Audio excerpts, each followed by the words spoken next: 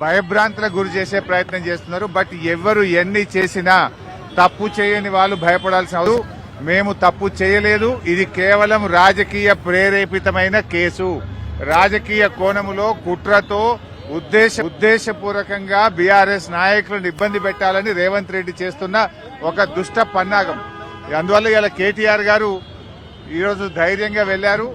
ఉల్టా వాళ్ళని అడుగుతారు. ఎందుకంటే అనేక కేసుల్లో బీఆర్ఎస్ పార్టీ నాయకుల మీద దుష్ప్రచారం జరిగింది. ఆ రోజు ఎందుకు కేసులు పెట్టలేదు? ఆ రోజు మహిళలకు ఇబ్బంది జరిగితే, మహిళల ఆత్మాభిమానాన్ని దెబ్బతీస్తే కేటీఆర్ గారి మీద డైరెక్ట్ గా టీవీల్లో పత్రికల్లో వార్తలు రాయించిన పోలీస్ అధికారులు రేవంత్ రెడ్డి మీద కూడా ఈరోజు విచారణ జరపాల్సిన అవసరం ఉంది. అన్ని విషయాలు కూడా బయటకు రావాలి. కావాలని రిటైర్మెంట్ కు దగ్గరగా ఉన్న అధికారులను సిట్లో పెట్టి రిటైర్మెంట్ కు దగ్గరగా ఉన్న అధికారులను ఉపయోగించి ఇవాళ మా మీద రకరకాల ప్రయత్నాలు చేస్తున్నారు. నేను మాత్రం ఒక్కటే చెప్పదలుచుకున్న అధికారులకు, మీరు అన్యాయంగా వ్యవహరిస్తే, అక్రమంగా వ్యవహరిస్తే, మీరు ఉద్దేశపూర్వకంగా మమ్మల్ని ఇబ్బంది పెట్టాలని ప్రయత్నం చేస్తే, మీరు రిటైర్ అయిన తర్వాత కూడా ఏ పొక్కలో దాక్కున్నా, సప్త సముద్రాల బయట ఉన్నా మిమ్మల్ని పట్టుకొచ్చి విచారిస్తాము. ఎవరిని వదిలిపెట్టే ప్రశ్నే లేదు. చట్టాన్ని అతిక్రమించినా, న్యాయబద్దంగా వ్యవహరించకపోయినా, ఉద్దేశపూర్వకంగా తప్పుడు ప్రచారం చేసినా, తప్పుడు లీకులు ఇచ్చిన పోలీస్ అధికారులను వదిలిపెట్టే ప్రశ్నే లేదు. అంతకంతకు అనుభవిస్తారు. జాగ్రత్త, ఆలోచించుకోండి. రిటైర్ అయినాక మీకు ప్రభుత్వం, రేపు వచ్చే బీఆర్ఎస్ ప్రభుత్వం కూడా మీకు సహకరించదు. మీ సొంత డబ్బులతో సొంత లాయర్లను పెట్టుకొని మీరు కేసులు వాదించుకోవాల్సి వస్తుంది. అన్ని దృష్టిలో పెట్టుకొని న్యాయబద్దంగా వ్యవహరించండి, చట్టబద్దంగా వ్యవహరించండి. రేవంత్ రెడ్డి దావోస్కెళ్లి ఆయన ఇచ్చే డైరెక్షన్ లో కాదు, మీరు చట్ట ప్రకారంగా వ్యవహరించండి. దావోస్ నుంచో, సిపి నుంచో, ఇంకొకరి నుంచో తప్పుడు సూచనలు, వాళ్ళిచ్చే ఆదేశాలను మీరు పాటించి చట్టాన్ని అతిక్రమిస్తే మాత్రం దానికి మీరే బాధ్యత వహించాల్సి వస్తుందని హెచ్చరిస్తా ఉన్నాం.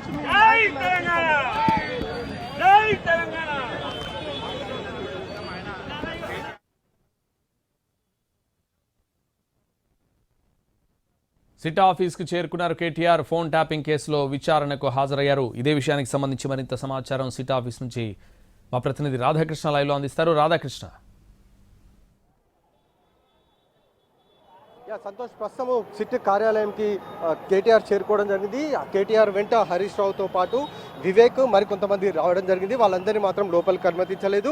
అలాగే అడ్వకేట్స్ కూడా కేటీఆర్తో పాటు లోపలికి వెళ్లేందుకు రావడం జరిగింది. కానీ వాళ్ళని కూడా అనుమతించలేదు. కేవలం కేటీఆర్ ఒక్కరిని మాత్రమే లోపలికి అనుమతించారు. మిగతా వారిని ఎవరిని కూడా లోపలికి అనుమతించలేదు. తన వెంట కొన్ని డాక్యుమెంట్స్ కూడా తీసుకొని వెళ్ళాడు కేటీఆర్. అందులో ప్రధానంగా ఏవైతే అభియోగాలు ఉన్నాయో వాటికి సంబంధించిన వివరాలను అందజేసేలాగా ఆ డాక్యుమెంట్స్ ఉన్నట్లుగా మనకు తెలుస్తూ ఉంది. ఆ డాక్యుమెంట్స్ని ప్రధానంగా ఈరోజు సిట్ ముందు ఉంచబోతున్నాడు. అలాగే కేటీఆర్ 11 గంటల తర్వాత, అంటే 11 గంటలకి సిట్ కార్యాలయంలో దగ్గరికి రావాలంటూ కూడా ఇచ్చారు. కాబట్టి నోటీసుల్లో సరిగ్గా 10:55 కేటీఆర్ జూబ్లీస్ సిట్ కార్యాలయానికి చేరుకోవడం జరిగింది.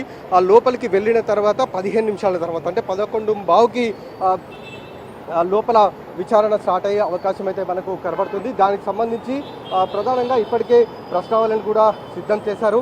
దానికి సంబంధించిన అధికారులు ఈ సిట్టు ఏ విచారించాలి అనే దానికి సంబంధించి ఇప్పటికే అధికారులు ప్రస్తావనలు కూడా సిద్ధం చేసి ఉంచడం జరిగింది. ఇప్పటికీ ప్రధానంగా సిట్టుకు సంబంధించిన వెంకటగిరి ఏసీపీ ఎవరైతే ఉన్నారో అతను ప్రస్తుతం లోపల ఉన్నారో, అతనితో పాటు సిట్టుకు సంబంధించి మరికొంతమంది అధికారులు కూడా లోపల ఉన్నట్లు కూడా మనకు తెలుస్తుంది.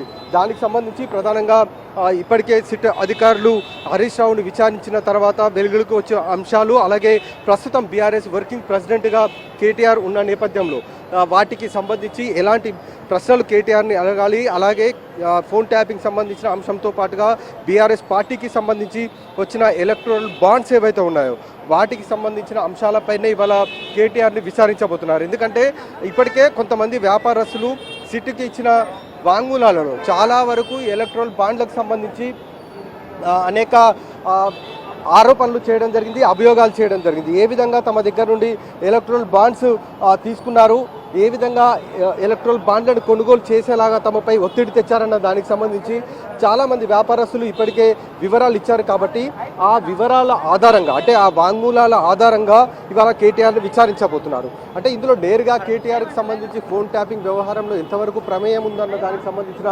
అంశాలను ఒకవైపు ప్రశ్నిస్తూనే మరొక వైపు ఈ ఎలక్ట్రల్ బాండ్లకు సంబంధించిన అంశాలను ఈ రెండు అంశాలపైన ప్రధానంగా ఈరోజు విచారించబోతున్నారు. దానికి సంబంధించిన ప్రశ్నలను ఇప్పటికే సిద్ధం చేసి ఉంచారు అధికారులు.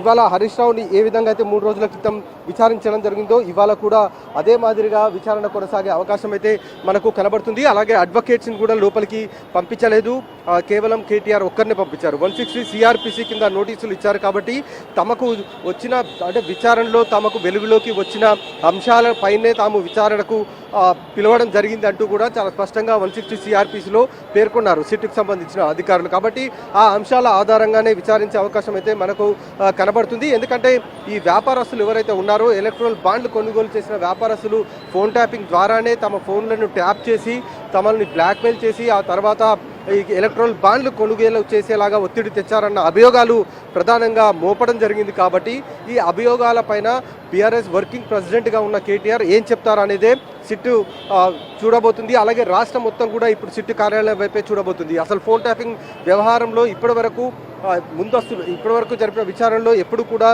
హరీష్ రావు కానీ కేటీఆర్లను కానీ విచారణకు పిలవలేదు. కానీ హరీష్ రావుని 3 రోజుల క్రితం విచారణకు పిలిచారు. అలాగే తర్వాత ఈరోజు ఇతన్ని కేటీఆర్ని విచారణకు పిలిపించడం జరిగింది. ప్రస్తుతం సిట్టు కార్యాలయంలో జూబ్లీహిల్స్ ఏసీపీగా ఉన్న వెంకటగిరి సిట్టు అధికారిగా ఉన్నాడు. ఇతనితో పాటు కేఎస్ రావు శ్రీధర్ సిట్టులో ఉన్న సభ్యుడు, అలాగే శ్రీధర్ మహేశ్వరం డీసీపీగా ఉన్న నారాయణ రెడ్డి, మొత్తం 4 అధికారులు ప్రస్తుతం సిట్టు కార్యాలయంలో ఉన్నారు. ఈ 4 అధికారులు కూడా కేటీఆర్ను విచారించే అవకాశం అయితే మనకు కనబడుతుంది. ఇందులో 2 అధికారులు హరీష్ రావుని విచారించినప్పుడు హరీష్ రావు 2 రోజుల క్రితం జూబ్లీహిల్స్ సిట్టు కార్యాలయానికి వచ్చినప్పుడు ఆ 2 అధికారులు కూడా ఉన్నారు. ఈ 2 అధికారులతో పాటు మరో 2 అధికారులు ప్రస్తుతం కేటీఆర్ని ప్రశ్నించేందుకైతే సిద్ధంగా ఉన్నారు. మరికొద్ది సేపట్లో సిట్టు కార్యాలయంలో కేటీఆర్ విచారణ ప్రారంభం కాబోతుంది. సిట్టు విచారణలో కేటీఆర్ ఏం చెప్తాడనేది ప్రస్తుతం సర్వత్రా ఉత్కంఠ అయితే కొనసాగుతుంది. సంతోష్.